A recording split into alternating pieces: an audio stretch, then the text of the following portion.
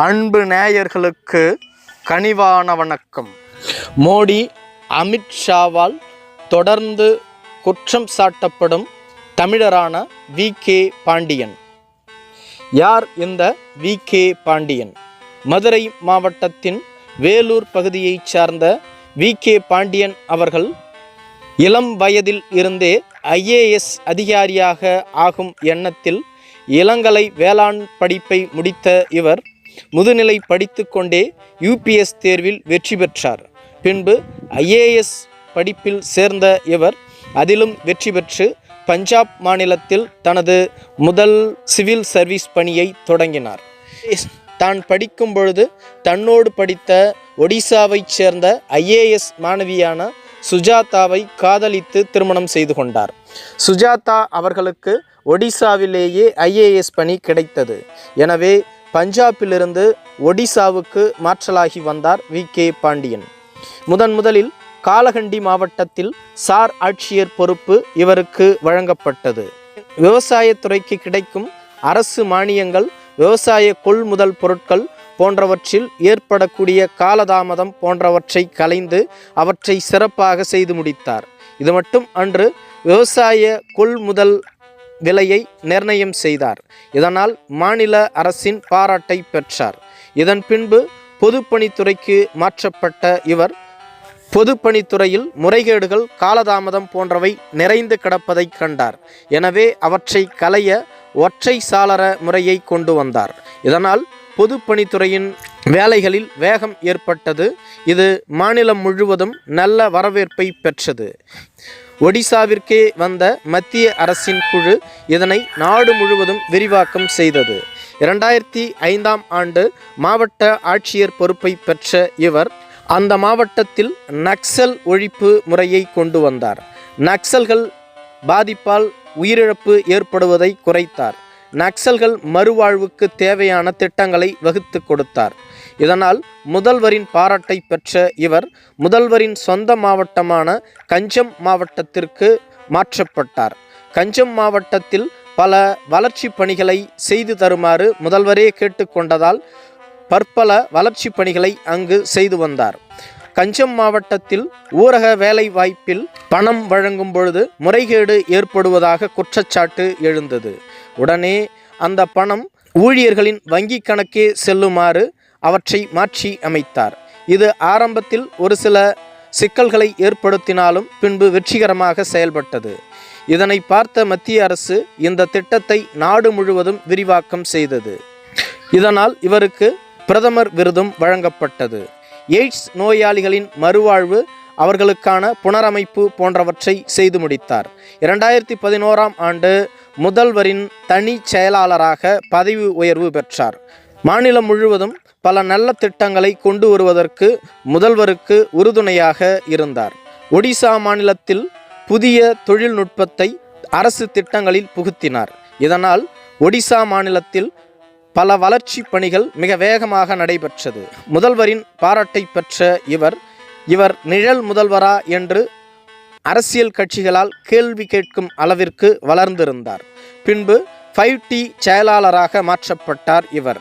அதாவது அரசு பணிகளை உருவாக்குவது, அதை தொடர்ந்து செய்வது, அதை விரைவில் முடிப்பது, அதற்கு தேவையான அனைத்தையும் உடனுக்குடன் செய்து முடிப்பது போன்றவற்றை தானே முன்னின்று செய்து வந்தார்.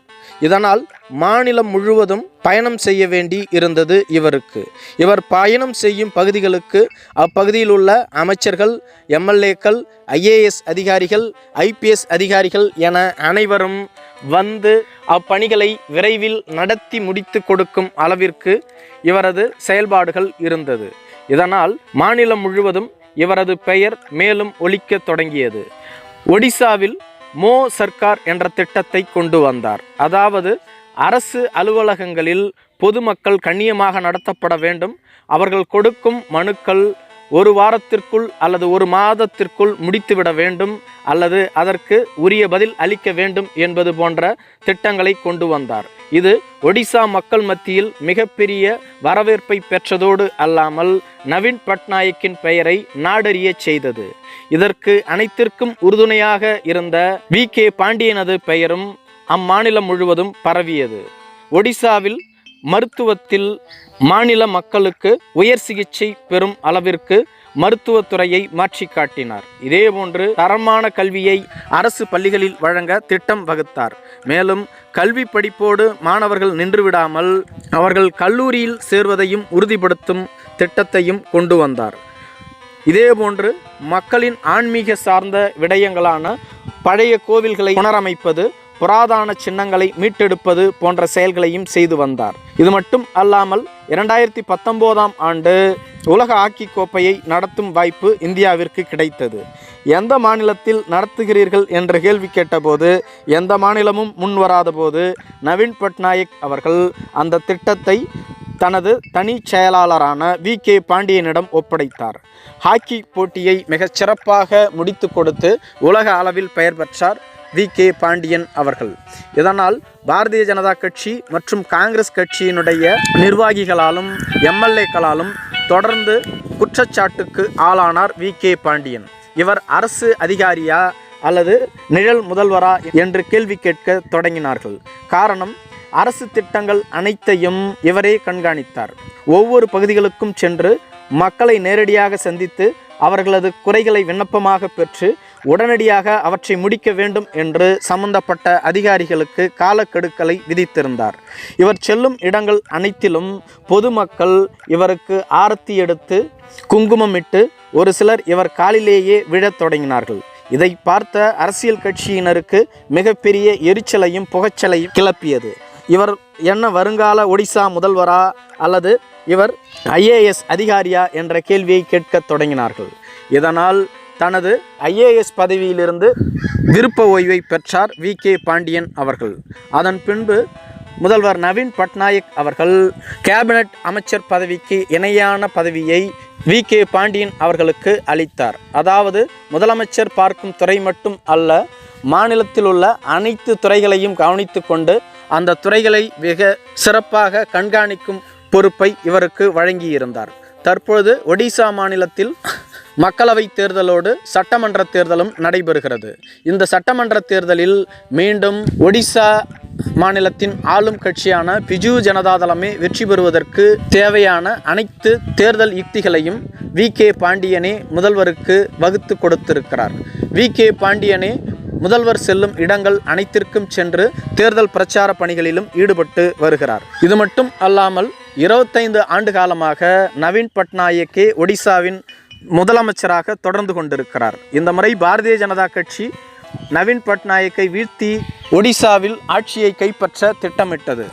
அது நிறைவேறாது என்றவுடன் பிரதமர் மோடி அவர்கள் பூரி ஜெகநாதர் கோவிலின் பொக்கிஷ அறையினுடைய சாவி காணாமல் சென்று 40 ஆண்டுகள் ஆனாலும் கூட இதை தெரிந்து கொண்டும் பிரதமர் மோடி அவர்கள் பூரி ஜெகநாதர் கோவிலின் பொக்கிஷ அறை சாவி தமிழகத்திற்கு சென்றிருக்கும் என்று VK பாண்டியனை மறைமுகமாக சாடியிருந்தார்.